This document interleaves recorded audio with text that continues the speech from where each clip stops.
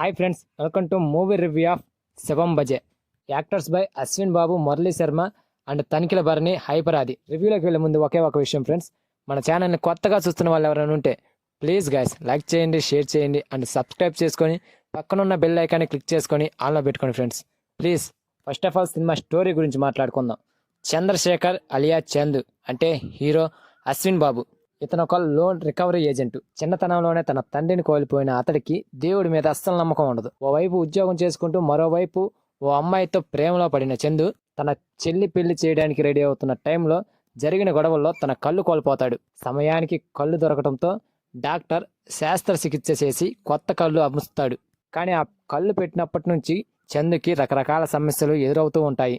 తనకి రకరకాల జ్ఞాపకాలు కూడా వెంటాడుతూ ఉంటాయి. ఇంతకీ ఆ కళ్ళు వెనకాల ఉన్న కథ ఏంటి, వాటి వల్ల చందుకి ఏం జరిగింది, సిటీలో జరుగుతున్న హత్యలకు ఈ కళ్ళకు సంబంధం ఏమిటి, ఈ ప్రశ్నలన్నిటికీ సమాధానమే ఈ శివం బజే మూవీ.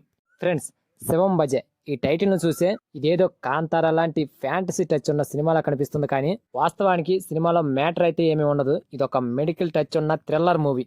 మెయిన్ ప్లాట్ ఇంట్రెస్టింగ్ గా ఉన్న కాంతారా సహా కొన్ని చిత్రాల ప్రభావంతో ఆ తరహా దేవుడు కల్చర్ అంటూ అవసరం లేని సన్నివేశాలను ఈ సినిమాలో ఇరికించడానికి చూశారు. అది చాలదన్నట్టు చైనా పాకిస్తాన్ సరిహద్దు గొడవలను కూడా తీసుకొచ్చారు. అది అస్త్రార్థం కాదు ఎందుకనో. వీటి మధ్యలో హీరో ఎలివేషన్స్ అండ్ హైపర్ ఆది సిల్లీ జోకులు, ఇలా మసాలాన్ని మాత్రం వదలలేదు. వీటన్నిటి మధ్య స్టోరీ పక్కదారి పట్టిందనిపిస్తుంది. డైరెక్టర్ అబ్దుల్ అఫ్సర్ ఒక కొత్త పాయింట్ను తెర మీదకు తీసుకొచ్చాడు.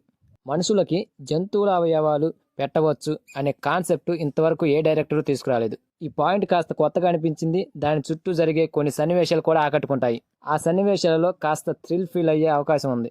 వరుస హత్యలు, ల్యాబ్ల ప్రయోగాలు, ఇలా స్టార్టింగ్ పాయింట్ బాగున్నా ఆ తర్వాత సాధారణమైన సన్నివేశాలతో శివం బజే ముగుస్తుంది. హీరో హీరోయిన్ల మధ్య love track, romance and songs కానీ అండ్ హైపర్ ఆది సిల్లీ కామెడీ కానీ ఇవేమీ వర్కౌట్ కాలేదు. హీరో ఎలివేషన్ కోసం అవసరమైన ఫైట్లు పెట్టారనిపిస్తుంది. ఇంటర్వెల్ ట్విస్ట్ బాగుంటుంది. ఆ టైంలో సెకండ్ హాఫ్ పై ఇంట్రెస్ట్ పెరుగుతుంది. అక్కడి నుంచి డైరెక్టర్ కాస్త టెంపో మెయింటైన్ చేశాడు. ఫస్ట్ హాఫ్ లో అనేక ప్రశ్నలు అలాగే మిగులుంటాయి. వాటన్నిటికీ ఆన్సర్ సెకండ్ హాఫ్ లో జరుగుతుందన్న ఇంట్రెస్ట్ సినిమా అయిపోయే వరకు ఉంటుంది. ఆ చిక్కుముళ్ళు విప్పే సన్నివేశంలో సినిమా పర్లేదనిపిస్తుంది. అయితే ఒక థ్రిల్లర్ మూవీకి ఉన్న క్యూరియాసిటీ ఈ సినిమాలో కనిపించదు. ఈ సినిమాకి కాంతార తరహా ట్రీట్మెంట్ ఇవ్వడానికి ప్రయత్నం చేసినా వర్కౌట్ కాలేదు అది. ఇక చివర క్లైమాక్స్ సీన్ అయితే కాంతారాలోని సీన్లన్నీ దించినట్లు అనిపిస్తుంది.